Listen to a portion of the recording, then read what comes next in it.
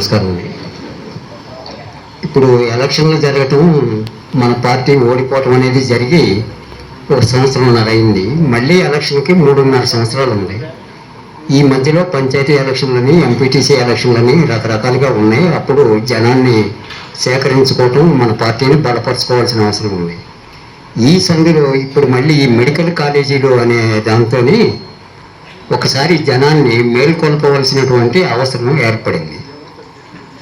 ఈ మెడికల్ కాలేజీలు అనేవి మనకు దగ్గరలో అవుటుపల్లి హాస్పిటల్ ఉన్నాయి. అక్కడ ఎంబీబీఎస్ కోర్సు చదువుకునేటువంటి కాలేజీ ఉంది, నర్సింగ్ ట్రైనింగ్ ఇచ్చేటువంటి కాలేజీ ఉంది. వాళ్ళని ఉపయోగించుకొని ఒక పెద్ద హాస్పిటల్ని నడిపేటువంటి విధానము ఉంది. అటువంటి కాలేజీ హాస్పిటల్ పెట్టాలంటే ఒక్కొక్క దానికి సుమారుగా 500 కోట్లు ఖర్చు అవుద్ది. అక్కడ పెట్టే సిబ్బంది, అక్కడ కలుగజేయవలసినటువంటి వసతులు వీటికి. అటువంటి ఇదివరకు మన రాష్ట్రంలో 11, 12 ఉన్నాయని చెప్తున్నారు. ఈ జగన్మోహన్ రెడ్డి టైంలో ఒకే దఫాలో ఎంపీ నియోజకవర్గానికి 1 చొప్పున ఉండాలి అనే పాయింట్ మీద 17 గవర్నమెంట్ హాస్పిటల్ని ఒక్కసారే కేంద్రం నుంచి శాంక్షన్ చేయించుకోవటం జరిగింది. అందులో ఒక 10 హాస్పిటళ్ళు దాదాపుగా ప్రారంభం చేశారు. అందులో 6-7 హాస్పిటళ్ళు పూర్తి స్థాయిలోకి కూడా వచ్చినాయి. ఒక 7-8 ఇంకా ప్రారంభం చేయకుండా ఉన్నాయి. వీటిని ఇప్పుడు కూటమి ప్రభుత్వం వచ్చిన తర్వాత వీటన్నిటినీ మెయింటైన్ చేసి, నిర్మాణం చేసి వీటిని ప్రారంభం చేయాలంటే ఇంత డబ్బు లేదు.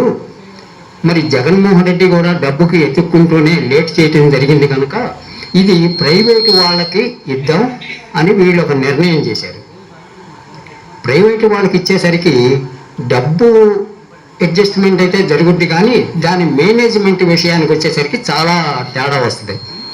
అక్కడ ఇచ్చే ఉద్యోగాలలో మరి వాళ్ళు ఇష్టం వచ్చిన వాళ్ళకే ఇవ్వటం జరుగుద్ది, స్థానికులకి ఇవ్వకపోవడం జరుగుద్ది. మరి ఆ ఎంబీబీఎస్ సీట్లు అనేవి స్థానికులకి ఇవ్వకుండా జరుగుద్ది. మరి వెనకబడినటువంటి కులాల వాళ్ళకి సీట్లు ఇవ్వటం కూడా తగ్గుముఖం పట్టుద్ది. వీటన్నిటి కారణం వల్ల ప్రైవేట్కి ఇవ్వద్దు, పబ్లిక్ రంగంలోనే గవర్నమెంట్ పరంగానే ఉండాలి అనేది ఇప్పుడు మన పార్టీ బలంగా ప్రయత్నం చేస్తుంది. మరి దీని గురించి ఏమిటి అనేది ఇంకా చర్చ జరుగుద్ది రాష్ట్ర స్థాయిలో. మరి చివరికి ఏం జరుగుద్దో ఏమిటో కూడా అర్థం కాని పరిస్థితిలో ఉంది. మన పార్టీ తరఫున చేయవలసింది ఏదో చేస్తున్నారు. పోతే అసలు మెయిన్ విషయం ఒకటి ఉందండి. పార్టీ మొన్న ఓడిపోయింది. ఎందుకు ఓడిపోయింది? మరి ఓట్లు వేసేవాళ్ళు లేకనా? ఎలక్షన్ ముందు చూస్తే జనం ఎక్కడ చూసినా ఇసుకేస్తే రాని విధంగా ఉండారు. మరి జనం ఓట్లు వేయక ఓడిపోయినవా? జనం ఓట్లు వేస్తే వేద్దాం అనుకుంటే కూడా ఓట్లు మడవ మళ్లించినట్టుగా ఇంకొక వెళ్ళిపోయి మనం ఓడిపోయినవా? ఏమిటి అనేది ఒక దీర్ఘమైనటువంటి ఆలోచన ఒకటి ఉంది.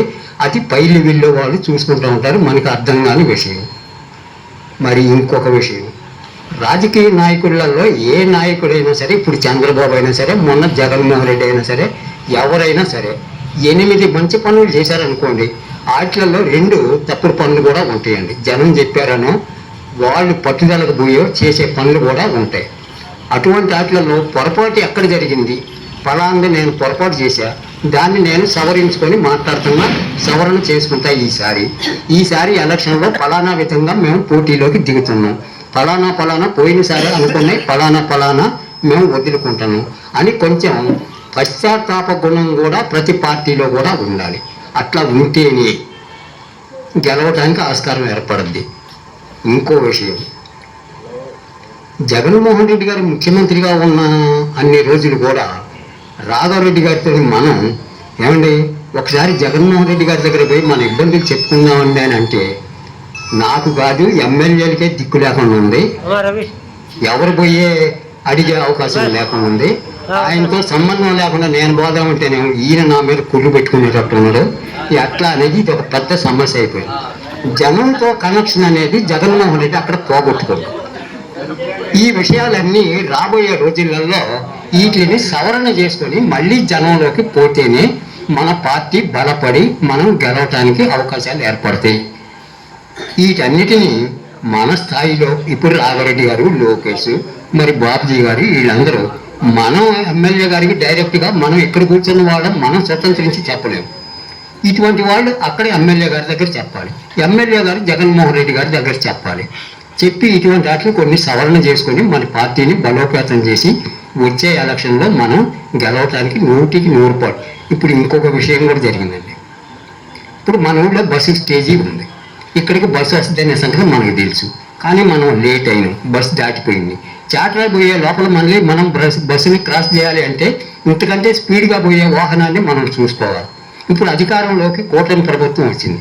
వాళ్ళు చేస్తామని చెప్పే మంచి పనుల కంటే మంచి పనుల్ని మనం ఎంపిక చేసుకొని మేము వస్తే ఫలానా చేస్తాం అని చెప్పే విధంగా కూడా తయారు కావాలి పార్టీ. ఇట్లా తయారయ్యేటట్టుగా మన స్థానిక నాయకులు ఎమ్మెల్యే గారు జగన్మోహన్ రెడ్డి గారికి చెప్తారని నేను అనుకుంటూ